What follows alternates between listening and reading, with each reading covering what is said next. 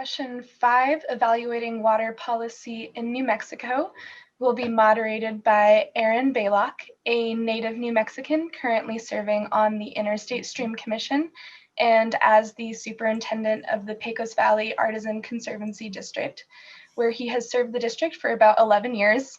In addition to years of professional involvement in water issues, Aron has a deep appreciation for New Mexico's heritage and the complexity of water issues in our state. With that, thank you for your presence and contribution to this conference. Aron, I will hand the session over to you. All right. And now, do we have our guests present? Yes. Representative Stansbury here. Let's see. I think I want to see who we have available. Yeah, just to let our conference attendees know, we received word that Senator Purtle, due to the weather and some of his obligations at his farm, wasn't going to be able to attend. But it does look like we do have online right now Representative Derrick Lente. So Representative Lente, I'll ask you to start your video and your microphone. Currently, we don't have Representative Stansbury. I don't see her currently, so she may be having some technical difficulties accessing the webinar. But for now, we at least have Representative Lente. Good morning, Representative. How are you? Good afternoon. I'm well. How's everybody else? Loving the snow. Yeah, absolutely. I know it's such a blessing. Calling in from San Diego Pueblo, where we probably got about a good 10 inches here. No complaints. We comfortably got 6 inches here, so that's a big storm for the greater Roswell area. So we're pretty pleased with that. So, Representative, I'm not sure how we're going to manage through this here, given the lack of other participants. So it may just be you and I having a conversation. Hopefully, Representative Stansbury will be able to join us. But what I would recommend is that we just get started. And the way we had formatted this here was to allow you about 5 minutes, más o menos, to discuss just an overview of your views of New Mexico water policy and some of the things that are near and dear to you and some of the things that you think maybe will need to be addressed. And then what I'd hope to do was kind of move into a conversation about some specifics, and I'd love to hear your thoughts on those. So if you want to kick us off and get us started, that would be great. Okay, I'd love to. Thank you. And once again, thank you for the opportunity to join all of you this afternoon. Once again, I am joining you from my home here on the San Diego Pueblo, which is a little bit north of Albuquerque, where just the past couple of days we received about 9 inches of snow, which is an absolute blessing after as parched as we've been for the past couple of months. And a little background on myself is I am from both the San Diego Pueblo and the Isleta Pueblo. I have families in both of the Pueblos and come from an agricultural family. My father and my mother come from a large agricultural background, and I grew up with my father on the Isleta Pueblo, farming and ranching with him. And I make now my home in San Diego Pueblo with my family, where I too farm on a larger scale, and I ranch on a larger scale here as well. Background in terms of with respect to water is in the late 90s to the early 2000s, I worked for the Pueblo of Sandia as a water resources technician, where I measured piezometers and I learned more about the technical aspects of water usage, water quality, surface water, groundwater, and all of those other things that come along with the territory. From that experience, I was able to then kind of apply those different aspects to my own practice of agriculture and how it could better serve me and my community. Also went to law school and learned a little bit more about water law there at the law school. And in the late 2000s was able to win a seat on the Middle Rio Grande Conservancy Board of Directors, where I represented Sandoval County on that board. Whilst on that board, I spent 10 years, 8 of those years as their chairperson, really learning about the policies, developing policies as it related to agriculture and water delivery, flood control, drainage, kind of the whole gamut in regards to agricultural matters and recreational matters and endangered species matters, all in the Middle Rio Grande Valley of New Mexico, which is basically from Cochise Lake all the way down a little bit past Socorro to the Bosque del Apache refuge. And so springboarding from that, then ran for a seat on the New Mexico House of Representatives, where I am still a member, running for a 3rd term, and I am now the chairman for the House Committee on Water, Agriculture and Water Resources. So from those beginnings, I am now in that position, and I have very much a deep appreciation for water as it relates to our state. I know that we are either a feast or a famine type of situation here. I am out on the farm daily with my own operations, and so I respect the water from a practical usage and agriculture. And I can say this loud and proud is definitely the lifeblood of our state. And I can say without any hesitation as well is that I will work and do whatever I can to make sure that we can ensure that our water resource is protected and promoted in ways where we can ensure that our future generations will have access to that same luxury that we have as New Mexicans. Great. I think that's a good introduction, and if somebody can give me a heads up if Representative Stansbury does join us, well, then we can fold her into the conversation. But I think we can go ahead and get started. And the first item that I had made a note here to get your thoughts on is kind of from a statewide perspective, New Mexico's prior appropriation doctrine. Anybody that's worked in the industry for very long becomes pretty familiar with its complexities. We've had this system in place for ever. Literally since before New Mexico was a state. And I hear a lot of discussion from people talking about wanting to make major changes to that, move away from that prior appropriation doctrine. And of course, I have a very biased opinion on it.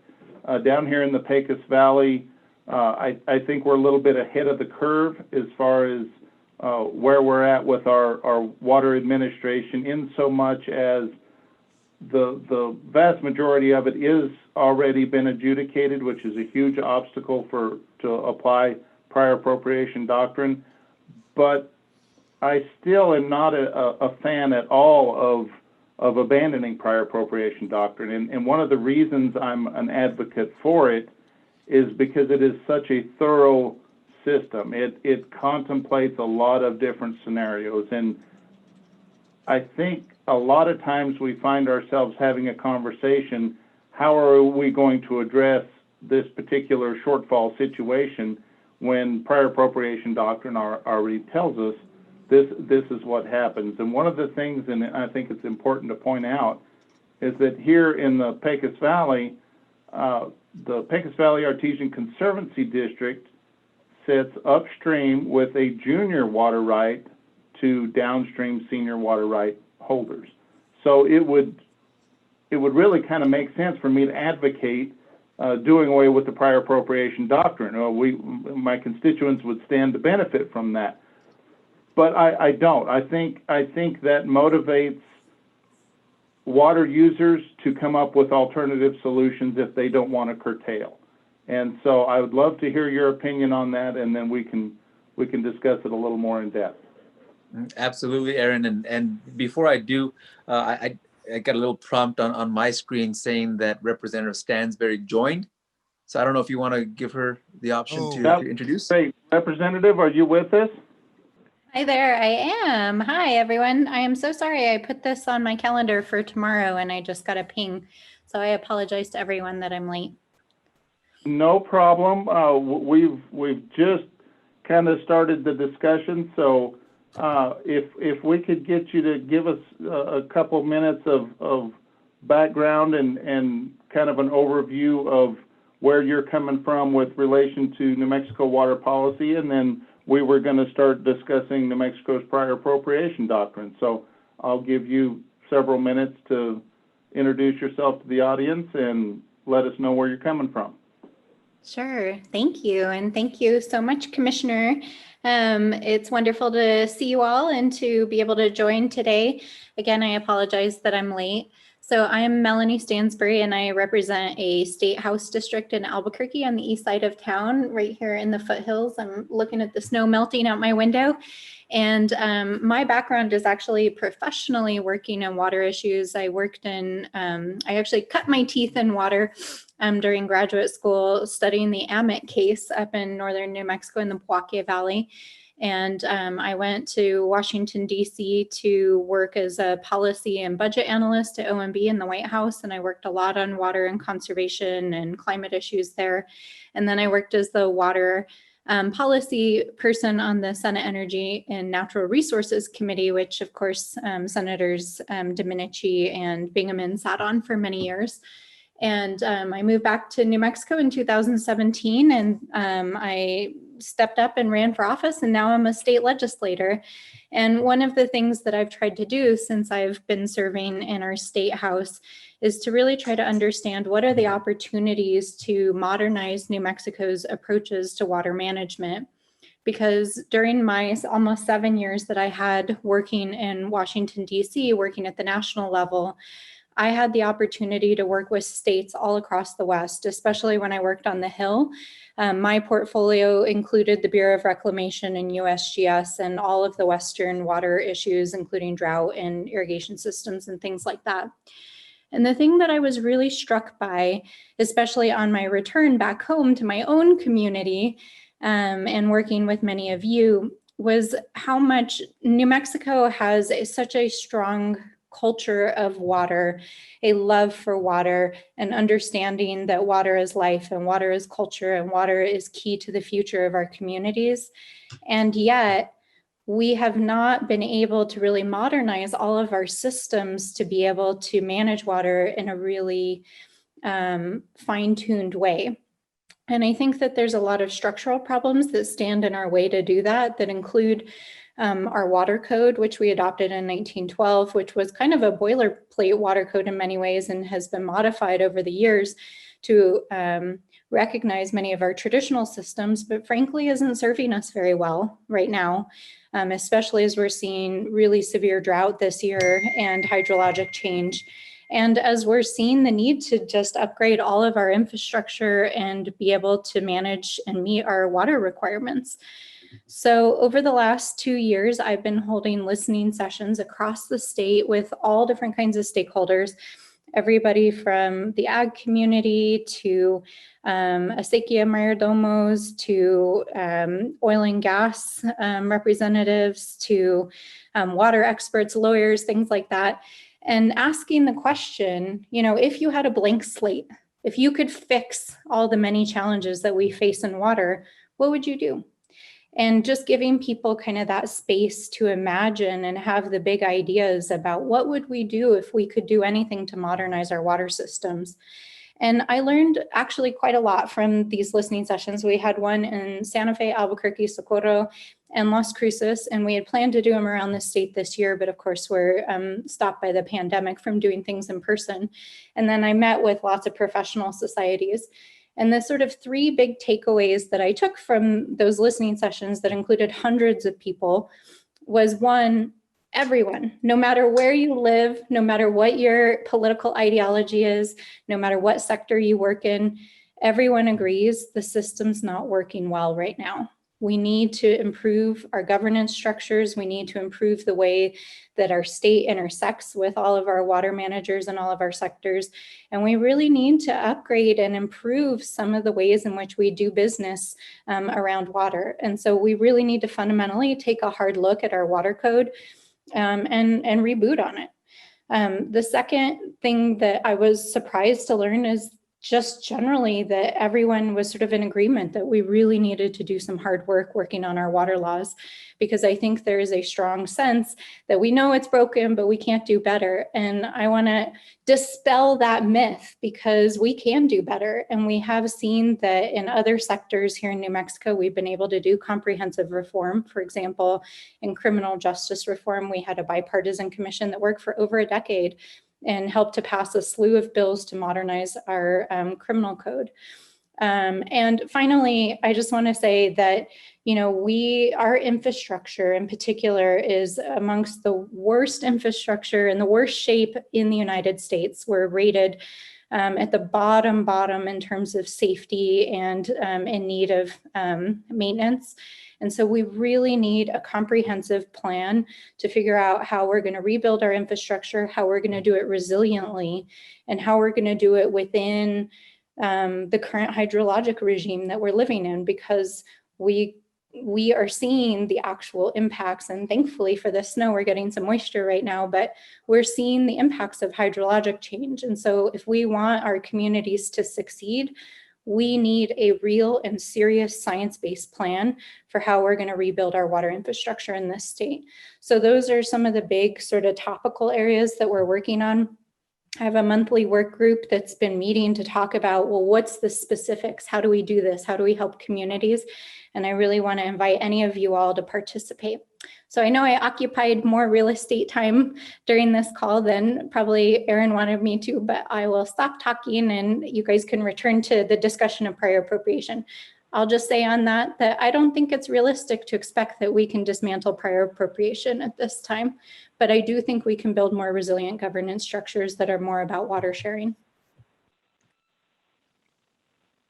Thank you for that, and I think you kind of set the table for our conversation moving forward, because I was taking some notes and listening to what you said. I would ask Representative Lente to kind of weigh in on the prior appropriation, and then I'd kind of like to direct the conversation based on the things that Representative Stansbury said, and kind of get to the heart of some of the questions that I have as it relates to water policy. So, Representative Lente. Yeah, thank you, Aron, and Representative Stansbury. It's good to see you. And the little flashback to the past is I met Representative Stansbury when she was working on the Hill, and she was actually very helpful with a lot of the measures that the Middle Rio Grande Conservancy District was trying to take at that time. And it was incredible that of all the people in Washington, D.C., the person we'd go to see all the time was the woman from Corrales, or I'm not from Corrales, but from the North Valley of Albuquerque, to help us out on these really important water issues. So it's good to have her on the team and helping us with these issues. But when I think about prior appropriation, it obviously depends on where you are on the system, and that's going to determine on how you feel about it. And so when I think about the district that I represent here in north central New Mexico and northwestern New Mexico, in an unadjudicated area along the Rio Grande River, many of the tribes rely on that prior appropriation doctrine to ensure that they get their full drink of water, especially during times of crisis or climate change, if you will, because I have seen it come into play where this federal protected water right has come into play and has helped protect tribal farmers, for instance, from going dry. And so when you talk about the oldest water users along many of the systems in our state, when you can look at that prior appropriation doctrine and utilize that and pull from it in certain cases to help protect and promote water usage for the usage for agricultural uses, it's going to be very helpful. But I have seen it also diminish and become very competitive as it relates to those of endangered species, recreation. The list can go on and on in terms of competing interests. And so in my former terms as a director for the Middle Rio Grande Conservancy District, or when I worked alongside the Pueblos in the 6th Middle Rio Grande Pueblos Water Coalition, you know, trying to promote and protect that prior appropriations and have it put into play and have it protect the Pueblos' usage of water was extremely important, and almost oftentimes was a stretch to even try to have it implemented. So to your point, Aron and Representative, that's been my experience, and that is my take from prior appropriations. Well, and that's, oh, go ahead, Representative. Oh, I was just going to add one thing based on a comment that was just posted in the Q&A about why would we hold on to prior appropriation. One thing that I would just observe is that oftentimes when we talk about prior appropriation in New Mexico, we talk about it in a very binary way, either it's good or it's bad. And rather than thinking of it as a tool for figuring out how to allocate water. And there are also other systems and forms of allocating water that exist in the same space here in New Mexico. For example, we have Pueblos that have been using water for centuries, millennia even, and we have Spanish communities that have been using water for centuries, and that use different forms of allocation within their own systems and then within the larger macro system. And what we have seen in other states like Washington State, increasingly in places like Montana, is that at a watershed level, people are coming up with these really innovative, collaborative water sharing agreements. And so prior appropriation is just sort of like one way to rack up, you know, who should get water, especially in a water scarce situation.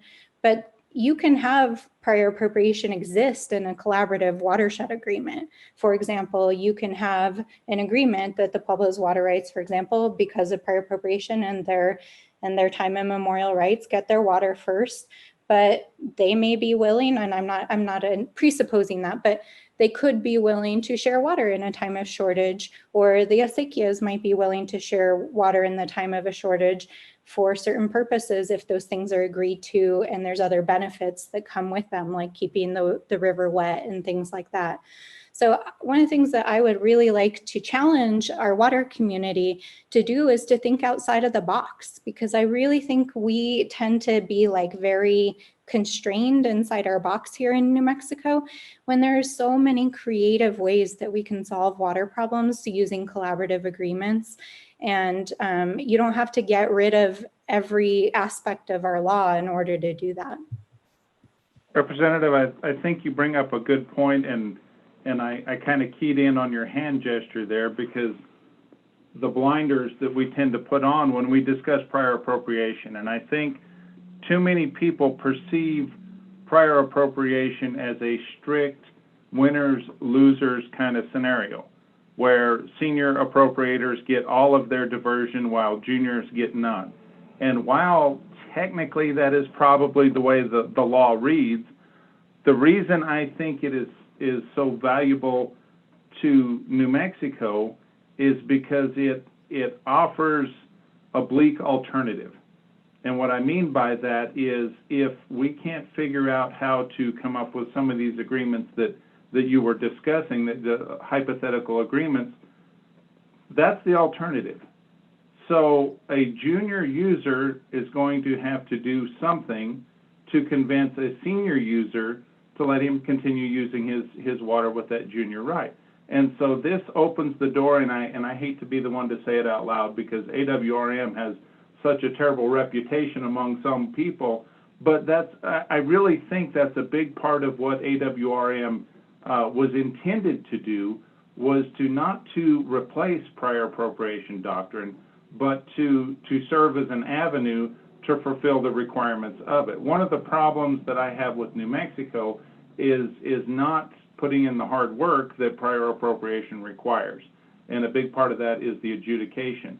And I'm certainly not in favor of streamlining it, because if you do, you're going to have to make some sacrifices.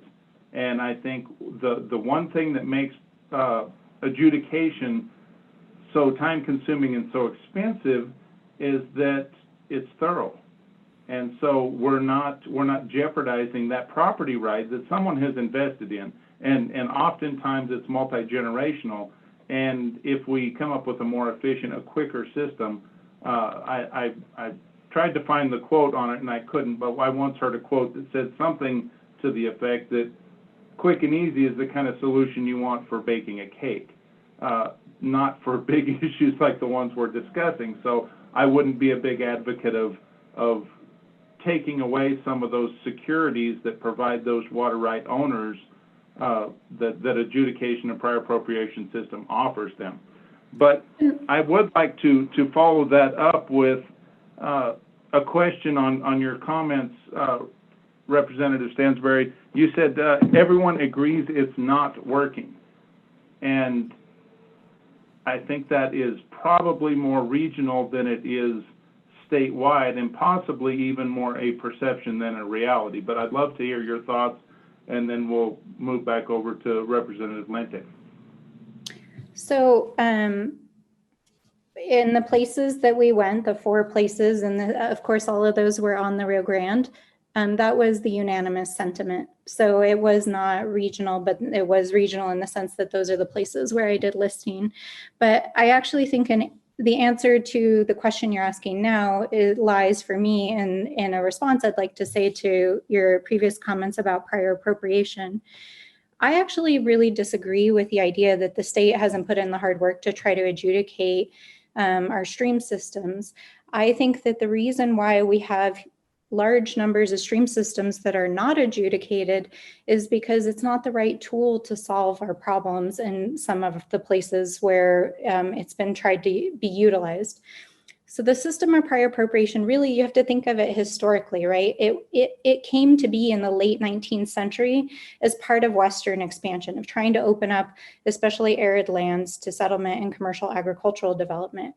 So in places, for example, on the Pecos, southern Pecos River, in places where that kind of homesteading and dry land development was happening, it made sense there in terms of let's figure out who should be able to use the water rights first in time, first in right. But when you try to mash that up with thousands of years of occupation of these landscapes and stream systems and other cultural ways of interacting with these rivers and other legal systems that were indigenous, that came from Spain, that were embedded in Mexican law, that then were assimilated into US law, the systems don't mash up in a nice, coherent manner. And I actually think that if you look, for example, at the history of adjudication, you know, there were adjudications that were filed in the 1960s, and those cases are still not resolved today because the American legal system couldn't figure out what was a fair and equitable way for communities to actually share water. So I actually fundamentally disagree that prior appropriation is going to solve our problems if we could just figure it out, because we have more than half of a century of experience that tells us it doesn't solve the problem. And that is why, as a state and as a country, we have moved increasingly towards collaborative water sharing agreements, and increasingly tribes have been willing to come to the table and work with states and the federal government to come up with sort of third solutions that are, you know, settlements and things like that, because we say, you know, what we value is that we want to figure out how we share water together and move forward and have, you know, prosperity and protect our communities. So I think that it may work in some places, but I don't think it works for a lot of places. And then, you know, with respect to like the comment I made about people desiring change, I'm sorry that I made such a blanket statement. Like I said, I'm not super prepared because I thought I was speaking tomorrow, but I have a whole list of things that we heard across the state that people would like to see change in state law around. First and foremost, our communities especially are struggling to build drinking water and wastewater systems, and the kinds of technical assistance and resources that they're receiving for that is not adequate. We need to restructure the way we do financing, the way we plan and build infrastructure, and the way we provide technical assistance to communities. Secondly, we need a science plan for the state of New Mexico. We need an infrastructure plan for the state of New Mexico, and we need to prioritize how we fund assets and that we're funding things that need to be built. People are very frustrated working with the state agencies. They're understaffed, they're difficult to navigate, their IT systems are antiquated. They need to be upgraded, and we need to figure out how to streamline our state programs. So there's a whole slew of things that I think people universally across the state feel like we really need to work on here in the state. So that's more what I was referring to. Representative Lente, do you have thoughts on that comment? Well, I respect a lot of what Representative Stansbury talks about in terms of her perspective.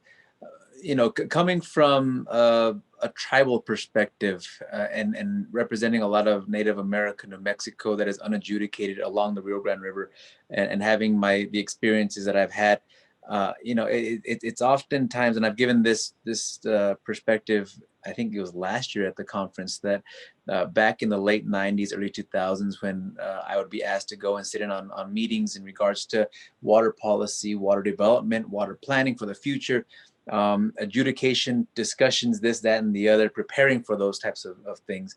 I always, as a late teenager, I always thought adjudication, at least here at home, was imminent, like it was going to happen within the next 5, 10 years. And here we are, 20 years, 25 years later, and nothing yet. And so where I'm going with this is that the discussions that I recall being a part of and just listening into were always discussions being led by folks that wanted the best and have, without a doubt, the best in mind and best in heart for New Mexico and for the scarce resource that is water. But for many of the folks that were speaking up on behalf of that love, they had no skin in the game, so to speak, meaning that they were speaking out of a willingness to want to say, well, the Pueblos should, and the Acequias should, and the so-and-so should do this and share and share and share. All the while, the Pueblos, for the most part, and the Acequias, for the most part, were sitting on the sidelines, just listening in. And I know that the dynamics have changed enough, so there's more discussion. And I know that for many of the people, in terms of a prior appropriations, those folks that are first in time, first in right, have much more of a capacity now to be joining those discussions and being a part and along that table.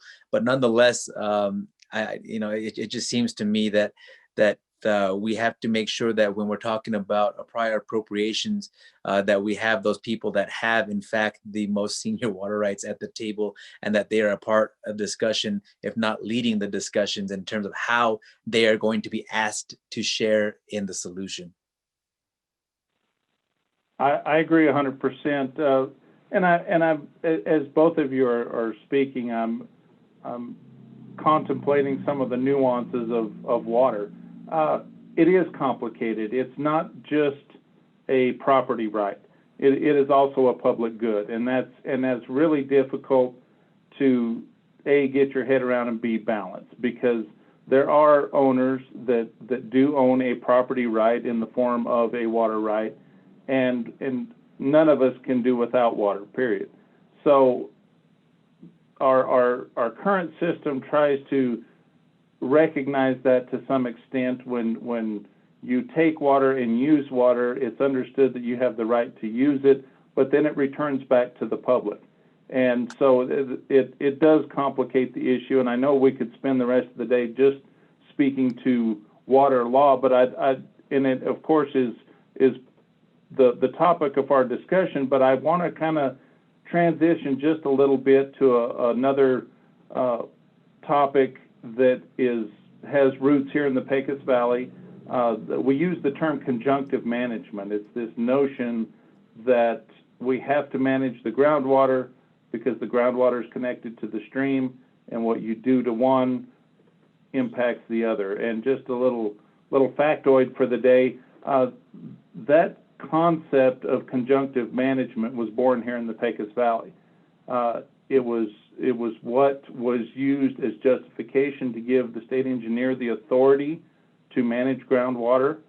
was intended to apply to limited parts of the state, but the way it was worded is so that when we have a deeper understanding of the resource, well, then the state engineer has authority to manage that.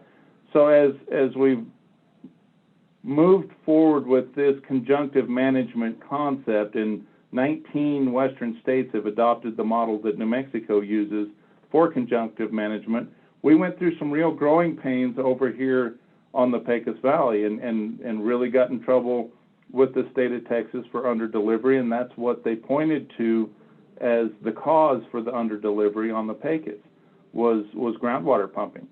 And now we're seeing a similar situation play out on the lower Rio Grande, again with the state of Texas. So I would like to hear your thoughts, and we'll start with you, Representative Stansbury, with what can we do to, what do you see as opportunity to better manage or possibly change policy to manage our groundwater, bearing in mind that unlike the Pecos Valley, a lot of these areas, groundwater resources is fossil water. It's their mining water. It's a finite resource. And we're running really close on time, so I'd ask you just to give a couple minutes to that, and then we can wrap up. We're supposed to be done in the next 10 minutes, so we'll try and keep our comments brief, and then I'll give you just a little bit of time for a closing statement, but I'm enjoying the conversation. Well, I'll keep it brief. I think we need two things. I think we need better science, and we need a comprehensive groundwater policy for the state. So first of all, you know, a huge percentage of our state's aquifers and groundwater is not well understood.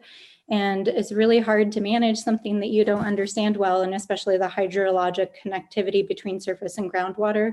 And so I would like to see the state and federal government make a sustained investment in really trying to understand that hydrology. And then secondly, I don't know what it would look like in terms of a comprehensive groundwater policy, but a number of other states have moved in that direction, including California, which passed the SGMA groundwater law a couple of years ago to help facilitate and improve the way the groundwater is managed. And I think that we should look at all of the different things that different states are experimenting with and figure out how we can improve the conjoined management, because it's just one water and we got to manage it well. Representative Lente. And Aron, if I may, I agree 100% with the sentiments of Representative Stansbury. Those two things are extremely important.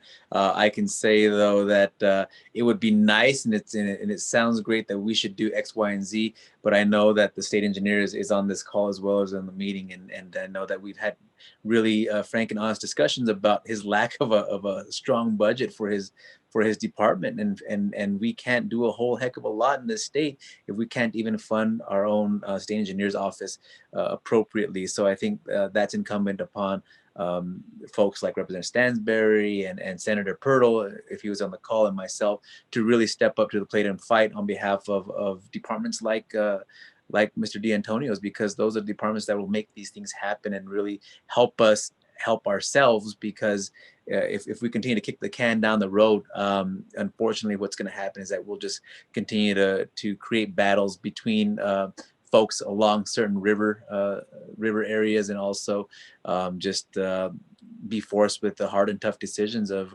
what Mother Nature's given us. I certainly appreciate that, and I've kind of got a parting shot for the both of you, and you can address it if you'd like in your closing comments. But one of the things that we see over here in the Pecos Valley is the financial value of water and how that impacts our attempts to manage it.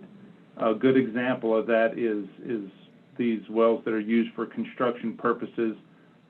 They're filing permits to divert water from wells that are domestic wells or livestock wells, and they can divert 3 acre-feet from that, and then they can file for 2 more extensions and take a total of 9 acre-feet from a well that doesn't have a water right associated with it, which in of itself I think is a good idea. You have to have a source for water in these areas where you're doing construction projects and gas and oil development. But that really shines a spotlight on some of the solutions that we talk about for our future water needs. We just heard a discussion on desalinization, and there's been a lot of discussion about how we could use produced water from the oil field to meet some of those needs for the oil field. And I did just some quick math here. I'm sure you all know that there's 44 gallons to a barrel. That's 7,405 barrels in an acre foot. Over here, right now, water is selling from anywhere from 50 cents to 75 cents per barrel of water. That equates to a range between 3,700 and 5,500 per acre foot.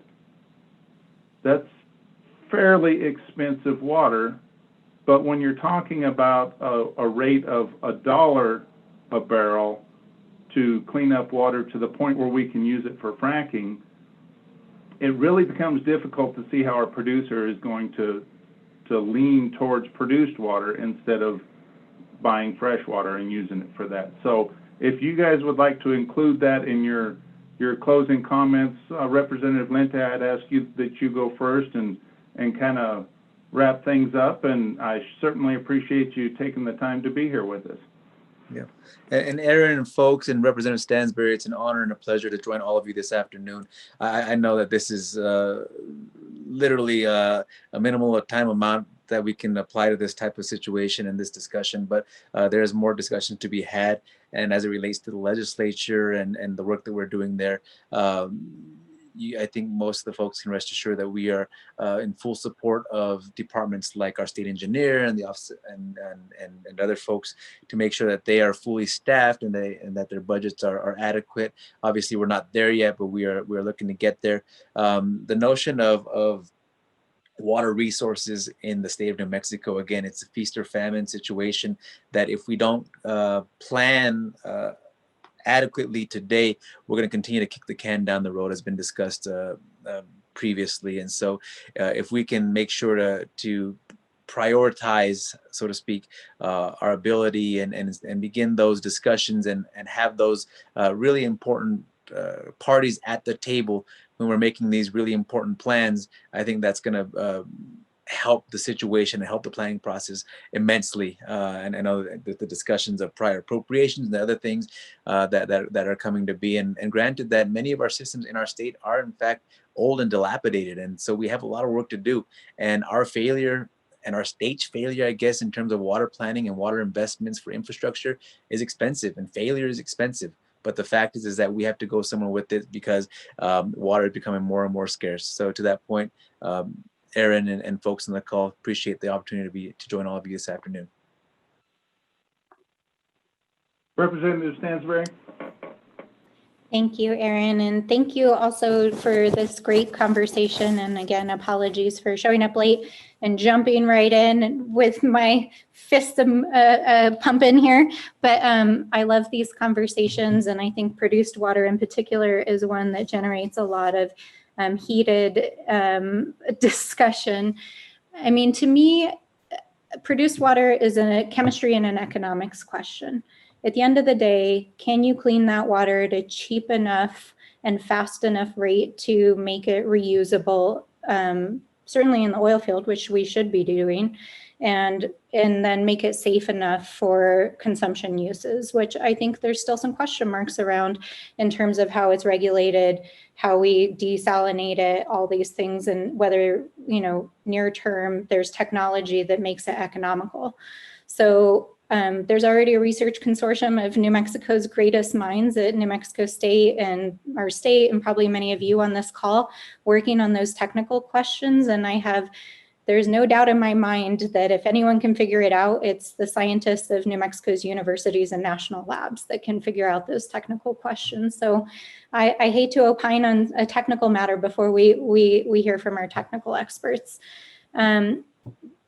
in summary, I just want to, repeat and say thank you to Chairman Lente.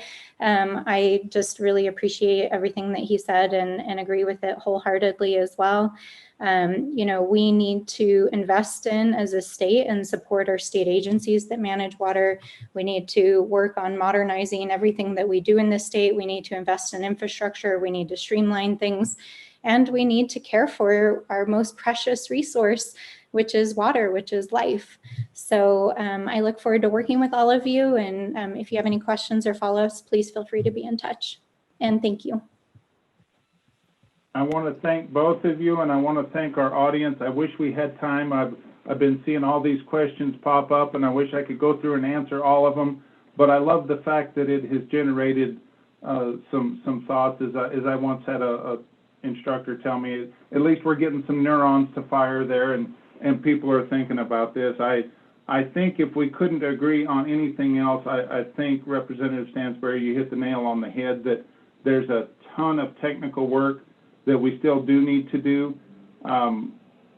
We rely heavily on models, and models are only as good as the information that we put in them, and that's why so many people love to cuss the models that we use. Yes, they're inaccurate. They don't do all the things we'd love them to do, but that's because we can only make them as good as the information we put in them, and there's a lot of data gaps there. So I want to thank both of you for taking the time to visit with us, and hopefully we got people thinking about some of the realities and the complications of addressing some of our New Mexico water policy, and thank the audience for participating and listening to us, and I think we can turn it back over. Thank you both again.